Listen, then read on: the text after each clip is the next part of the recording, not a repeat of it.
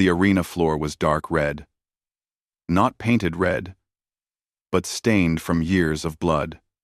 500 warriors had died here, each one hoping to win the hand of Princess Zara Khan. Each one had failed. Jake Morrison stood at the edge of the landing pad, watching the public broadcast on a massive screen. He had stopped at Krell Prime Station for fuel, nothing more. His ship, the Wanderer, was old and barely working. He needed to refuel and leave before anything else broke down. On the screen, a massive creature entered the arena. It stood 12 feet tall, with 6 arms, and armor made of bone. The crowd roared. This was a Thraxian berserker, one of the most dangerous fighters in the galaxy.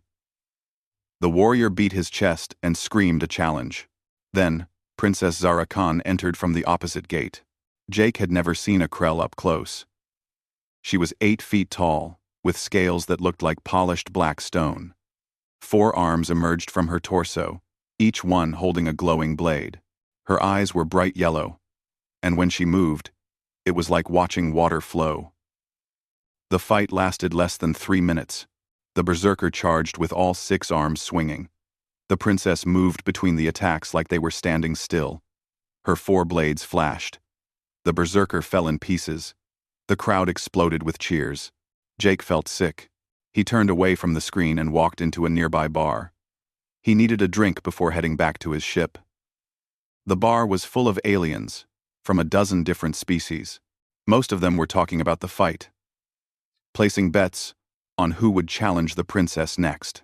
Jake sat down and ordered something strong. The bartender, a blob-like creature with tentacles, poured him a glass of blue liquid. It burned going down, but it helped. "Another fool dead," someone said next to him. Jake glanced over. A reptilian alien with green scales was shaking his head. 500 dead. When will they learn? Maybe they should make it fair. Jake muttered. He was not talking to anyone in particular, just thinking out loud. The alcohol was making him careless. "What did you say?" The reptilian alien turned to face him. "Nothing, just talking to myself," Jake said quickly, but someone else had heard him. A tall figure in expensive robes stood up from a corner table. This was a Krell, and from the gold markings on his scales, he was someone important. "You dare suggest the princess needs advantages to win?" The Krell's voice was cold and sharp. Jake's translator had been glitching all day. He did not realize how his words had been translated. "Look, I just meant that maybe picking warriors specifically bred for combat against a princess who has been training her whole life is not exactly a fair setup for anyone involved." The bar went silent. The Krell noble walked over slowly. "You have insulted the honor of Princess Zara Khan. This cannot stand." Jake realized too late what had happened. His malfunctioning translator had made his casual comment sound like a direct insult. He tried to explain, but guards were already moving toward him. 4 Krell soldiers grabbed his arms and lifted him off the ground like he weighed nothing. "Wait. This is a misunderstanding," Jake shouted. "My translator is broken." "You will have a chance to defend your words," the noble said. "In the arena, tomorrow, at midday." Jake's stomach dropped. "What? No, I am just a cargo pilot. I am not a warrior." "Then you will die quickly. Perhaps that is better than the alternative." They dragged Jake through the station to a security office. An older human woman was waiting there. She wore the uniform of the Earth Diplomatic Corps. Ambassador Kate Sullivan looked tired and frustrated. "Jake Morrison," she said, reading from a datapad. "Cargo pilot. Registered out of the Earth colony, on Proxima Station." "What did you do?" "I made a joke," Jake said miserably. "My translator was broken. I did not mean to insult anyone." Kate rubbed her temples. "The Krell take honor very seriously. Once a challenge is issued, it cannot be taken back. I will try to negotiate, but I need you to understand something. If you enter that arena, you will die. Princess Zara Khan has never lost. She has never even been injured. So what are my options?" Kate looked at him with sad eyes. They are offering you a choice. Enter the arena, or be executed immediately for dishonoring royalty. Jake laughed. It was not a happy sound. Some choice. I am sorry, Kate said. I will keep trying diplomatic channels. But Krell law is very clear about this. I have already contacted Earth Defense Coalition. Commander Kyle Richards is on his way. But he will not arrive for 3 days. The fight is tomorrow, Jake said quietly. I know. They put Jake in a cell beneath the arena. He could hear the crowd above, still celebrating the day's execution. The walls were thick stone, cold to the touch. A small window showed the night sky of Krell Prime. 2 moons hung in the darkness. Jake sat on the hard bench and put his head in his hands. 24 hours. He had 24 hours to figure out how to survive against a creature that had killed 500 trained warriors. He was not strong. He was not fast. He had no combat training beyond basic self-defense courses in the Earth military. And that was 10 years ago. But he was still alive. And while there was life, there was hope. Jake had survived engine failures, pirate attacks, and a collision with an asteroid. He had kept the Wanderer flying through disasters that should have killed him a dozen times over. He was good at solving problems that seemed impossible. He stood up and walked to the cell door. A guard stood outside, a young Krell with silver scales. I get preparation time, right? Jake asked. Before the fight? The guard nodded. All challengers receive 24 hours. You may request 1 item from your possessions. Jake thought carefully. Weapons would not help. Armor would not save him. But maybe, just maybe, he could think his way out of this. I need my engineering toolkit from my ship, he said. The full kit. The one in the cargo bay. The guard looked confused. You want tools? Not weapons? Tools are weapons, Jake said. If you know how to use them. The guard shrugged and walked away. Jake sat back down and started planning. He could not fight the princess. But maybe he did not need to. Maybe there was another way to win, or at least, another way to survive. Jake did not sleep that night. His engineering toolkit arrived within an hour, and he spent the time taking it apart and putting it back together. He was not checking the tools. He was thinking. The cell had a small screen that could access the public database. Jake used it to watch every recording of Princess Zarakan's fights. All 500 of them. He watched warriors charge in with weapons. He watched them try to defend. He watched them die. A pattern emerged. Every single warrior tried to fight. They all approached the combat the same way, with honor and courage and the expectation of a glorious death. Not one of them had tried something different. Jake was not a warrior. He never would be. But he was an engineer. And engineers solved problems. The arena was just another broken system that needed fixing. Around dawn, the guard brought him food. Jake ate quickly, his mind racing with ideas. The guard watched him with curiosity. Why did you request tools? The young Krell asked. I have seen many challengers prepare. They always choose weapons or armor. Because I cannot win a fight, Jake said honestly. So, I am not going to fight. Then you will die. Maybe, Jake said. But I have gotten out of bad situations before. The guard tilted his head. You are a strange human. Most aliens beg or cry when they face the arena. You are planning something. Jake smiled. Humans are good at adapting. It is how we survived. Jake smiled. It is how we survived. The morning came too quickly. The guards arrived to escort Jake to the preparation chambers beneath the arena. These rooms were where warriors spent their final hours. The walls were covered with prayers and last words carved into the stone by those who came before. A Krell female entered the room. She was old, her scales faded to gray. She carried ceremonial robes. I am the death handler, she said. I prepare those who enter the arena. Do you have any final messages for your people? I am not dead yet, Jake said. The old Krell smiled slightly. They all say that. But you seem different. You are not afraid. Rhyme. Rhyme. We're seen as 9. We're seen as 9. We're seen as 9. We're seen as 9. We're seen as 9. We're seen as 9. We're seen as 9. We're seen as 9. We're seen as 9. We're seen as 9. We're seen. Oh, I am terrified, Jake admitted. But fear does not help. Action helps. She handed him the robes. You have 1 hour. Then you must enter. Jake put on the robes over his flight suit. He packed his toolkit carefully, arranging the tools in specific pockets. Wrenches, drivers, wire, a small welding torch, calibration equipment, everything he might need. The old Krell watched him with growing interest. What are you planning? The arena has environmental systems, right? Air circulation, gravity plates, energy barriers, lights? Of course. Why does this matter? Because every system can be manipulated if you know how, Jake said.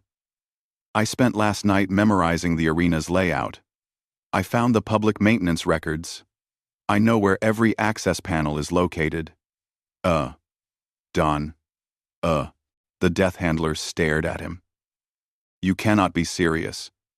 You plan to sabotage the arena during the proving? Not sabotage, Jake corrected. Adapt. Use the environment. Change the game. She laughed. It was a harsh, barking sound. In 500 fights, no one has ever tried this. You are either very clever or very stupid. Probably both, Jake admitted. The hour passed quickly. The sounds of the crowd grew louder above them.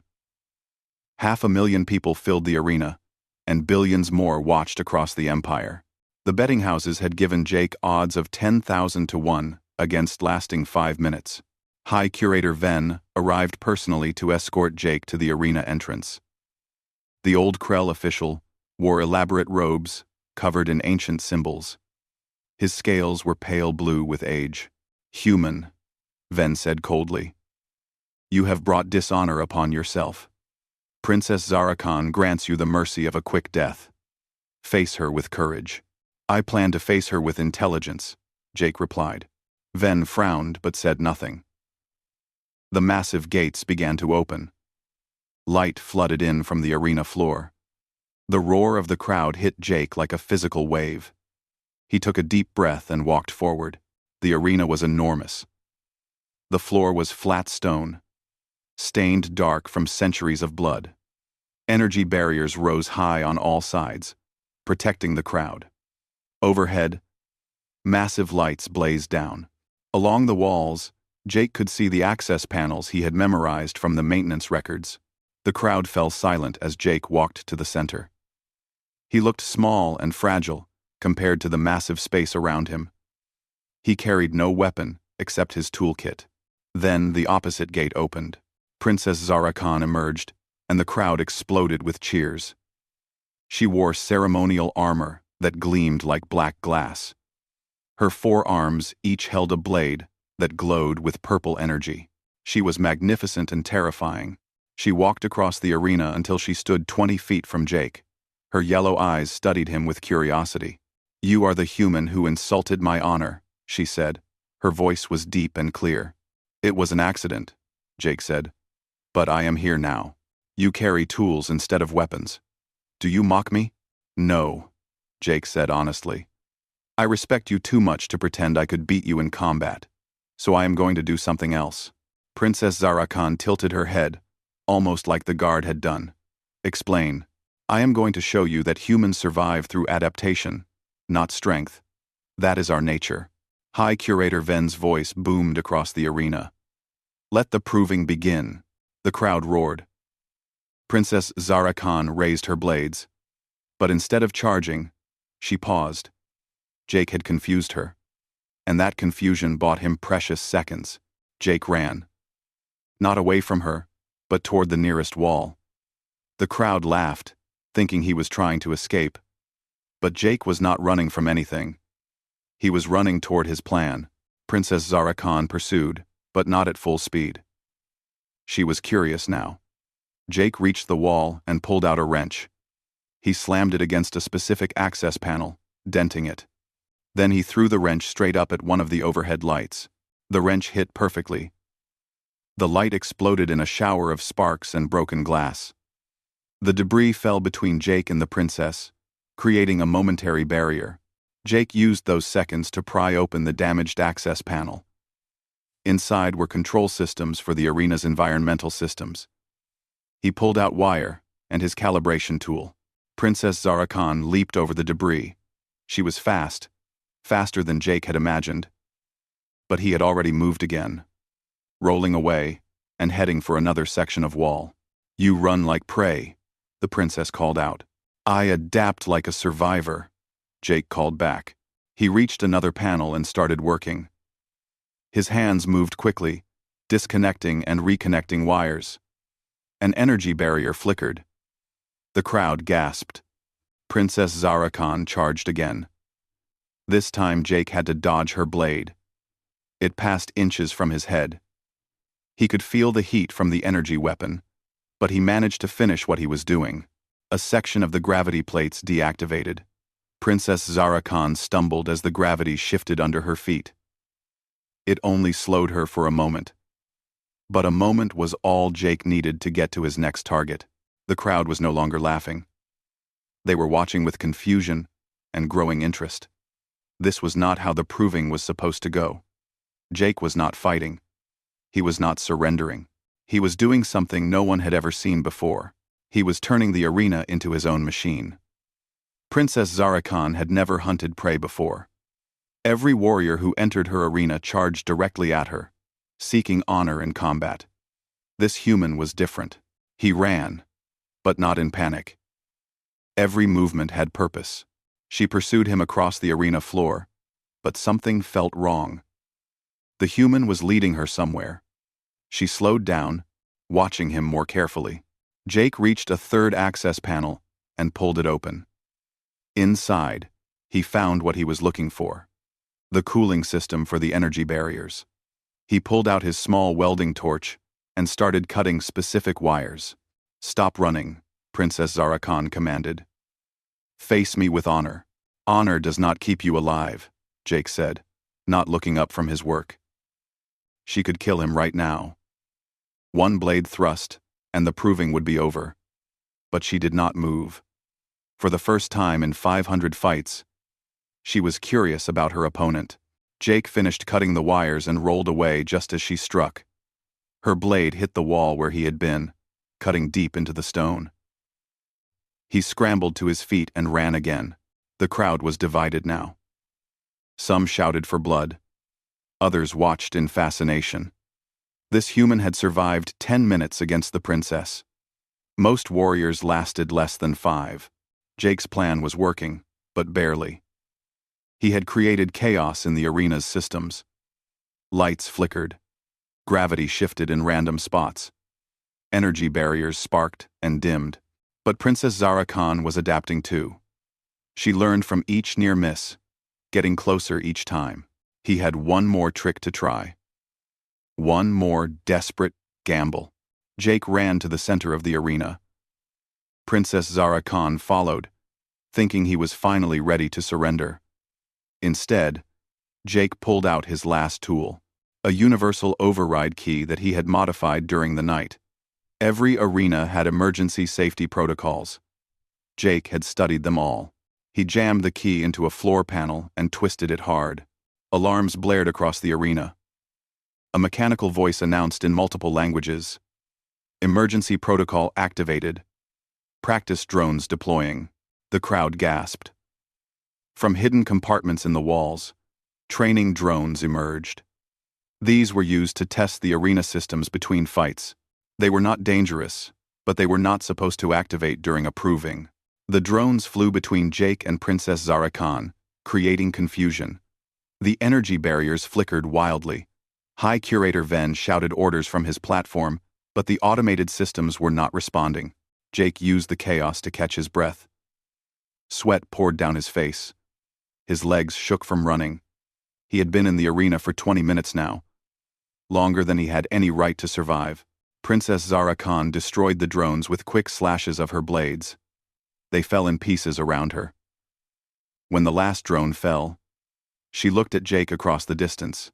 "Enough," she said. Her voice was not angry. It was thoughtful. "You have shown your cleverness, but you cannot run forever. The proving must end."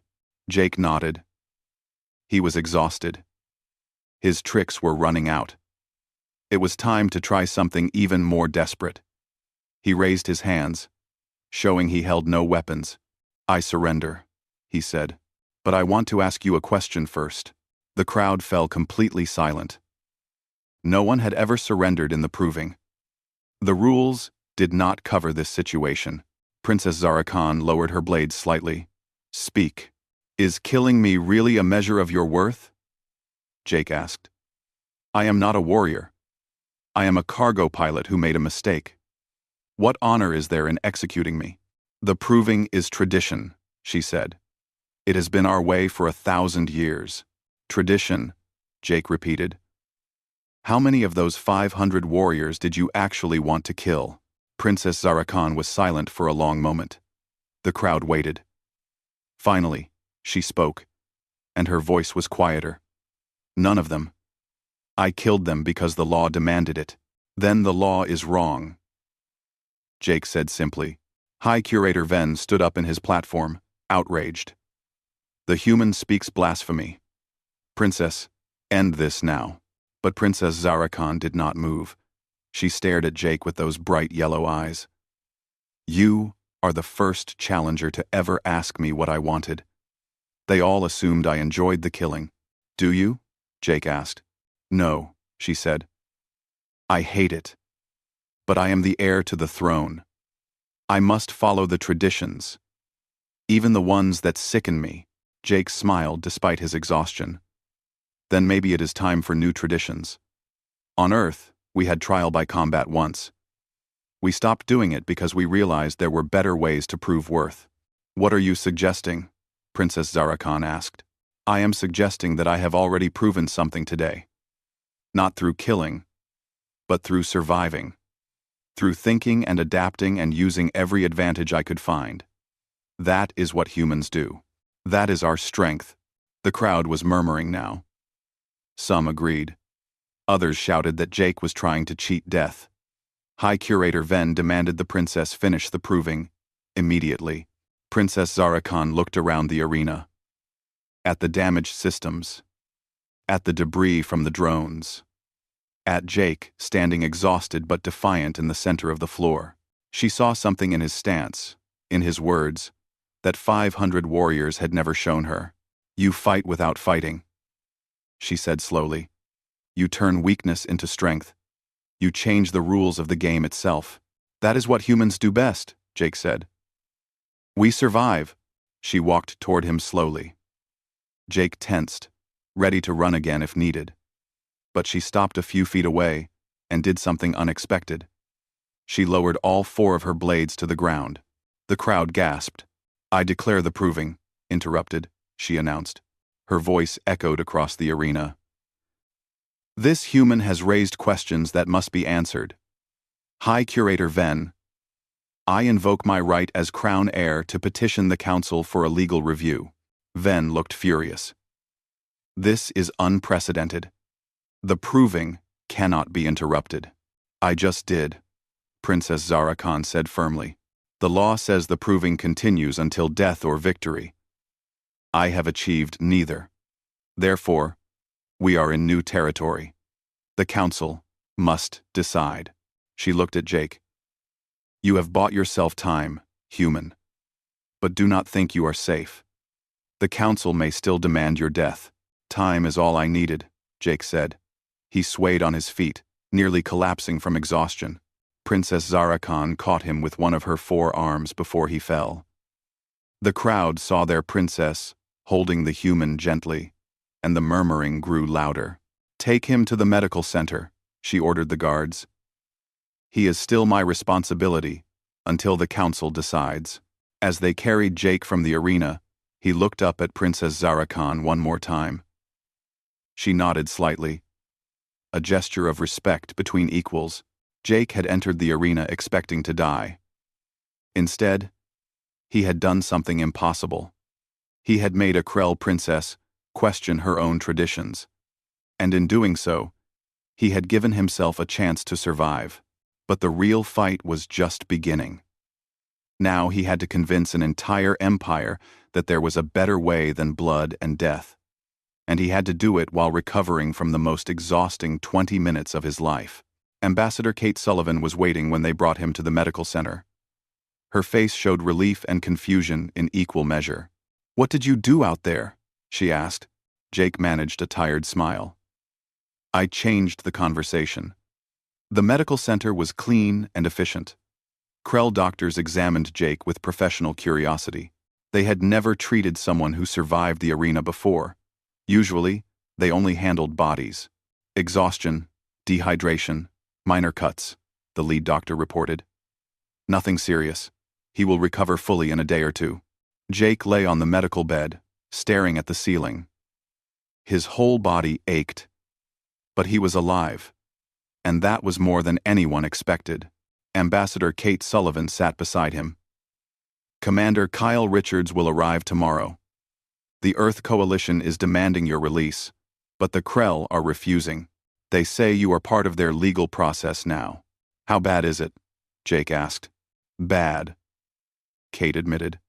"The council is split. Half want you executed immediately for disrupting the proving. The other half are fascinated by what you did. Princess Zara Khan is fighting for you, but she is facing enormous pressure from traditionalists." The door opened. Commander Kyle Richards entered before Kate could finish. He was a tall man, with gray hair and hard eyes. He had served with Jake years ago in the Earth military. "Morrison," Kyle said. "Only you could turn a simple fuel stop into an interstellar incident." Jake managed a weak smile. "Good to see you too, Kyle." Kyle pulled up a chair. "I am here officially as Earth's military representative. Unofficially, I am here because we were friends. What is your plan?" "I do not have one yet," Jake admitted. "I was too busy trying not to die." "Well, you need one fast," Kyle said. "The Krell Council meets in 3 days. They will decide your fate. If they rule against you, not even Earth can protect you. This is Krell territory, and we must respect their laws." Over the next 2 days, Jake recovered in the medical center. But he was not idle. He requested access to the Krell legal database. He studied their laws, their history, their traditions. He was looking for anything that could help him. Princess Zara Khan visited him on the 2nd day. She entered alone, without guards, which was unusual for someone of her rank. "You should not be here," Jake said. "It will look bad for you politically." "I stopped caring about how things look," she replied. She sat down in a chair that seemed too small for her large frame. "I have been thinking about what you said in the arena, about tradition being wrong." "I probably could have phrased that better," Jake said. She smiled slightly. It was the first time he had seen her smile. "No, you were right. I have killed 500 beings because tradition demanded it. I told myself I had no choice. But you showed me that there are always choices. You changed the rules." "I just did not want to die," Jake said honestly. "It was more than that," Princess Zara Khan insisted. "You made me question everything. The proving, the law, what it means to be strong. In my culture, strength is measured by how many you can defeat. But you defeated me without ever landing a blow." Jake shook his head. "I did not defeat you. I just survived long enough to talk." "That is a kind of victory," she said. "And now, I am fighting in the council chambers. Fighting with words instead of blades. You taught me that." They talked for hours. She told him about growing up as a crown heir, about the pressure to uphold traditions she did not believe in. He told her about Earth, about human history, about how his species had learned to choose cooperation over constant conflict. "We still fight sometimes," Jake admitted. Humans are not perfect. But we learned that working together achieves more than fighting alone. That is not how Krell think, she said. We value individual strength above all. Maybe it is time to value different things, Jake suggested. When she left, Jake felt something unexpected. Hope. Not just for himself, but for something bigger. Maybe he could help change things here. Maybe his near-death experience could lead to something good. The council hearing arrived. Jake was brought to the grand chamber, a massive room with seats for hundreds of council members. The walls were decorated with weapons from 1,000 years of Krell history. At the center of the room stood a raised platform where Jake would have to speak. High Curator Ven presided over the proceedings. He looked even more stern than before. Princess Zara Khan sat in a seat of honor, but she was not allowed to speak unless asked. This was the council's decision. Ven called the hearing to order. We gather to decide the fate of the human Jake Morrison. He disrupted the sacred proving. He questioned our traditions. He forced Princess Zarakan to interrupt a ritual that has stood for 1,000 years. What shall we do with him? The council members argued for hours. Some wanted Jake executed. Others wanted him exiled.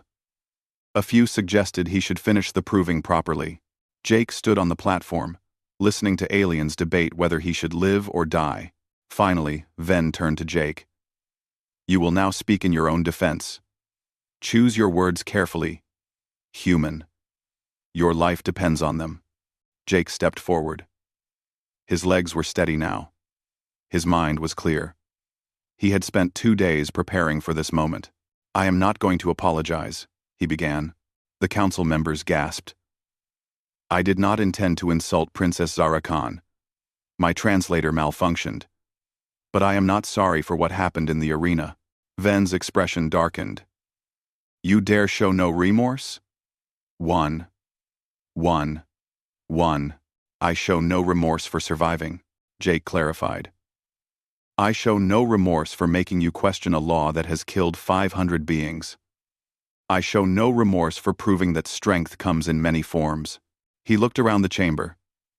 You pride yourselves on strength, on honor, on tradition. But is there honor in killing someone who never had a chance? Is there strength in following rules simply because they are old? Is there wisdom in refusing to change? The proving has maintained our culture for centuries, one council member shouted. And how many potential allies have you lost? Jake countered. How many talented beings died in that arena who could have contributed to your empire? How many species avoid you because they fear the proving? The chamber fell silent. Jake continued. On Earth, we had many traditions that we abandoned because we evolved. We had slavery. We had trial by combat. We had laws that said some people were less than others. We changed because we learned that our old ways were holding us back. You compare our sacred ritual to slavery? Ven demanded. I compare it to any system that values tradition over progress, Jake said firmly. Princess Zara Khan is the strongest warrior in your empire. Everyone knows this. She does not need to prove it by killing 500 beings. She has nothing left to prove. Princess Zara Khan stood up. The council turned to her in surprise. She was not supposed to speak yet. The human is right, she said. Her voice echoed through the chamber. I have hated the proving for years, but I continued because I thought I had no choice. Jake Morrison showed me that I do have a choice. We all do. We can honor our past while building a better future. You would abandon our traditions? Ven asked, shocked. I would evolve them, she replied. The proving was created to ensure the royal heir was strong. But strength is not just physical. This human proved that. He survived against me through intelligence, creativity, and adaptation. Those are valuable traits too. The council members began arguing among themselves. The chamber filled with raised voices. Some agreed with the princess. Others called her ideas dangerous. The debate raged for another hour. Finally, Ven called for order. We will vote. Those who believe the human should be executed for disrupting the proving. Raise your hands. Jake counted the raised hands. About half the council. Those who believe he should be spared? The other half raised their hands. It was perfectly split. Ven looked troubled. In the case of a tie, tradition grants the final decision to the crown heir. Princess Zara Khan, what is your judgment? She stood and faced Jake. For a long moment, she just looked at him. Then she spoke. I declare Jake Morrison a winner of the proving under new terms. He proved his worth not through killing, but through survival, intelligence, and the courage to challenge me with words, as well as actions. From this day forward, the proving will offer 3 paths: combat, intellectual challenge, or cooperative trial. Let those who come after choose their own path to prove their worth. The chamber exploded with reactions. Some cheered. Others shouted in anger. But the decision was made. Princess Zara Khan had used her authority to change a tradition that had stood for 1,000 years. And Jake Morrison, a simple cargo pilot who just wanted to refuel his ship, had survived. The announcement spread across the Krell Empire within hours. Princess Zara Khan had changed the proving. After 1,000 years of tradition, there would be new paths to prove worth. The reaction was immediate and divided. Half the empire celebrated. They had secretly hated the bloodshed, but felt powerless to change it. Now, a human had done what no Krell dared to do. He had challenged their strongest warrior and won through cleverness instead of strength. The other half was furious. They called it a betrayal of Krell values. They demanded the princess reverse her decision. Some even suggested she was no longer fit to be heir. Jake stayed in the palace complex under protective custody. He was safe, but he was also trapped. Earth wanted him home, but Princess Zara Khan insisted he remain until the situation stabilized. She needed him as proof that her new system could work. You have become a symbol, Ambassador Kate Sullivan told him one evening. People across the galaxy are watching what happens next. Some see you as a hero. Others see you as a troublemaker who destroyed an ancient tradition. I just did not want to die, Jake said. It was becoming his standard answer. Well, you got more than you bargained for, Kate replied. Commander Kyle Richards had stayed as well. Officially to protect Earth's interests. Unofficially, to help his old friend. The Earth Coalition is pleased with the outcome, Kyle told Jake privately. You have opened doors for better relations with the Krell, but you have also made enemies. Some powerful Krell nobles blame you for weakening their culture. So what happens now? Jake asked. Now we wait and see if anyone actually chooses the new paths, Kyle said. If no one does, your victory means nothing. 3 weeks passed. Jake spent the time learning more about Krell culture and helping Princess Zara Khan design the new testing systems. They worked together daily, planning intellectual challenges and cooperative trials. The more time they spent together, the more Jake understood her. She was not just a warrior. She was intelligent, thoughtful, and deeply tired of killing. She had been trapped by tradition just as much as Jake had been trapped in the arena. Do you regret challenging me? She asked him one afternoon as they reviewed plans for a logic puzzle challenge. I did not exactly challenge you by choice, Jake reminded her. She smiled. Her smiles were becoming more common now. True. But do you regret what happened? Jake thought about it. No. I almost died. Yes. But I also helped change something important. That feels worthwhile. You are a strange human, she said. Most beings would be angry about nearly being executed. Most beings did not get to spend weeks working with a princess, Jake replied. Something shifted in the air between them. They both felt it. This was more than just professional cooperation. A friendship was forming. And maybe something more. When this is settled, Princess Zara Khan said quietly, when you are free to leave, will you go back to your cargo ship? I do not know, Jake admitted. Part of me wants to go home. But part of me wants to see what happens next here. I feel invested in this now. Before she could respond, an alarm sounded. A messenger rushed into the room. Princess, 3 challengers have arrived. They wish to attempt the new proving. Princess Zara Khan and Jake looked at each other in surprise. It was happening. The new system was about to be tested. They rushed to the arena. The 3 challengers were waiting in the preparation chambers. One was a massive warrior who chose traditional combat. The second was a scholar who selected the intellectual challenge. The third was a pair of beings who wanted to attempt the cooperative trial together. This is it, Princess Zara Khan said. If they succeed, the new system works. If they fail, my enemies will say I have weakened the proving. The combat trial went first. The warrior fought bravely but lost, just as 500 before him had lost. Princess Zara Khan defeated him quickly, but without killing him. That was the new rule. Defeat, not death. The warrior left the arena alive, the first to ever do so. The crowd was stunned. The intellectual challenge came next. The scholar faced Princess Zara Khan in a test of strategy and logic. Jake had helped design it. A complex puzzle that required both intelligence and creativity. The scholar struggled, but eventually solved it. The crowd cheered. The princess acknowledged his victory. With respect, finally, the cooperative trial. The 2 beings had to work together with the princess to solve a dangerous situation. They succeeded through teamwork and communication. When it ended, all 3 stood together, alive and victorious. The crowd's reaction was mixed, but something important had happened. The new proving worked. It offered real alternatives to death, and beings could actually succeed through different kinds of strength. Over the following months, more challengers arrived.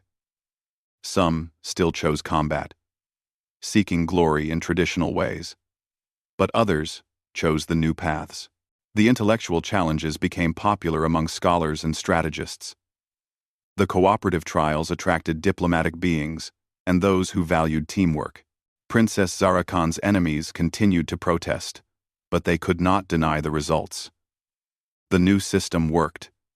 More importantly, it attracted beings who would never have risked the old proving. The Krell Empire gained talented allies instead of filling graves. Jake was offered a permanent position, human liaison to the Krell royal court. He would help bridge the gap between human and Krell cultures, advising on cooperation and integration. He accepted. Ambassador Kate Sullivan was relieved. You have done more for human-Krell relations in 3 months than I did in 3 years, she admitted. But try not to almost get executed again.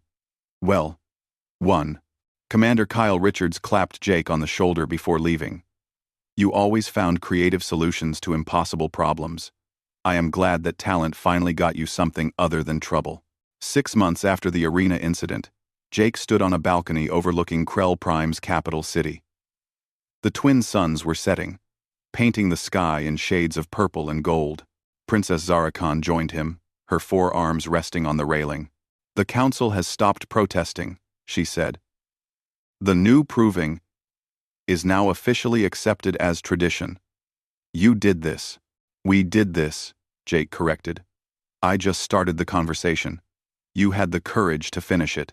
I have been thinking, she said carefully. About what comes next.